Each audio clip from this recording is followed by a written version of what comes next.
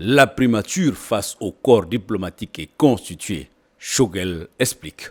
Dans une forte dynamique traditionnelle de dialogue et de concertation qui caractérise les relations entre le Mali et ses pays partenaires, le docteur Choguel Kokala Maïga a rencontré ce lundi 7 février 2022 dans l'après-midi à la primature l'ensemble des corps constitués et diplomatiques accrédités au Mali. C'était en présence des membres du gouvernement de transition. Cette rencontre, on le rappelle, se tient dans un contexte diplomatique sous-régional complexe, marqué notamment par les sanctions de la CEDEAO de l'UEMOA prises à l'encontre du Mali. Droit dans ses bottes, à l'entame de ses propos, le docteur Choguel Kokala Maïga a d'abord évoqué le caractère inopportun des sanctions et les différents points d'opposition entre les parties.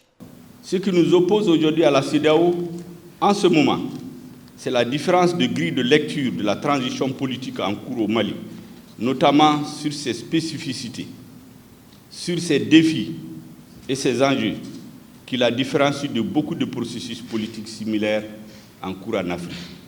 Ce qui nous oppose à la CEDEAO, c'est le prisme simpliste d'analyse qui ne tient pas compte de notre point de vue, ni de l'aspiration profonde du peuple malien au changement et à la stabilité, ni à la complexité de la crise multidimensionnelle qui affecte le Mali depuis plus d'une décennie.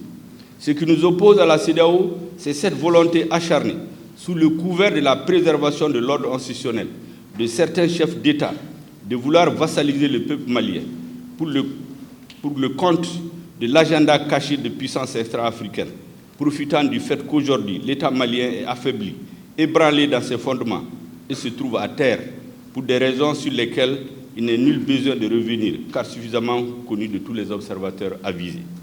Au passage, il a tenu à rappeler le contexte de l'avènement de la transition et la vision du gouvernement concernant le partenariat entre États. La transition malienne n'est pas le fruit d'une prise de pouvoir classique de la part des militaires ayant fait irruption par effraction sur la scène politique, par attrait du pouvoir. Non et non. La transition malienne est le couronnement d'un soulèvement populaire qui a mobilisé le peuple dans la rue des mois durant pour exiger la fin de la dérive et l'abîme dans lesquels la mauvaise gouvernance, la corruption, l'impunité et l'impasse sécuritaire ont fini par plonger notre pays, menacé de dislocation, sinon de disparition en tant que nation, en tant qu'État indépendant et souverain. Les jeunes officiers patriotes qui, au risque de leur vie, ont mis fin à la dérive et à l'imminence d'une situation de guerre civile, dès le lendemain du changement de régime le 18 août 2021, ont dit haut et fort avoir parachevé la lutte héroïque du peuple malien. Le Mali n'est et ne sera jamais dans une attitude belliqueuse ou d'affrontement avec la communauté internationale.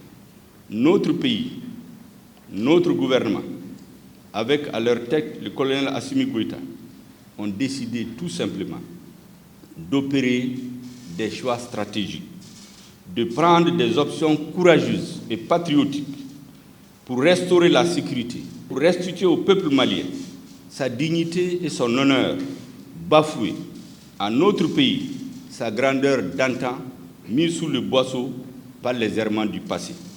Ce choix patriotique que nous assumons pleinement nous vaut aujourd'hui des menaces, des invectives, des pressions politiques et diplomatiques, économiques et financières de la part de certains partenaires qui ne conçoivent le partenariat que dans le sens de leurs intérêts exclusifs et de leur vision de l'organisation de l'État, qui estiment que c'est à eux, mais pas au peuple malien, de décider d'avoir à la tête du pays les dirigeants qu'il veut et qui font son bonheur.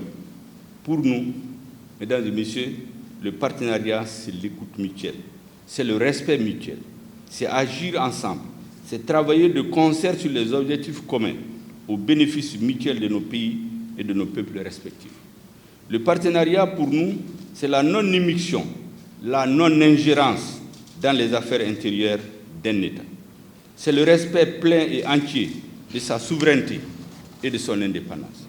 Le partenariat, pour nous, ce n'est pas de nous donner des injonctions, des leçons, mais de se parler en faisant preuve d'écoute mutuelle pour comprendre et, si possible, prendre en compte nos préoccupations réciproques. Ces principes sacro-saints auxquels le Mali demeure fermement attaché n'ont, hélas, pas toujours été observés ni respectés ces derniers temps. Ils sont même mis à mal dans le moment présent par ceux qui se croient fondés à décider pour nous et à notre place. Quel sens donner aux décisions unilatérales d'un partenaire qui, faisant fi des accords bilatéraux vous liant, agit au mépris des accords qui astreignent les parties à l'obligation de coopération et de concertation sur les questions stratégiques et sur les choix opérationnels? Prenant la parole, le doyen du corps diplomatique a quant à lui insisté sur les attentes de la communauté internationale, à savoir un retour rapide du Mali à l'ordre constitutionnel. La communauté internationale voudrait insister toujours sur l'importance majeure de la réalisation rapide du retour à l'ordre constitutionnel et à la transition, et pour la durabilité de la paix et la stabilité de ce pays.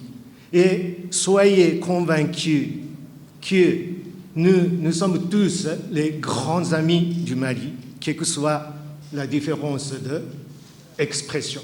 Avant de boucler la rencontre, le Premier ministre, le Dr Choguel Kokala Maïga, a réitéré une fois de plus la disponibilité du gouvernement malien à poursuivre et à renforcer sa coopération avec l'ensemble de ses partenaires.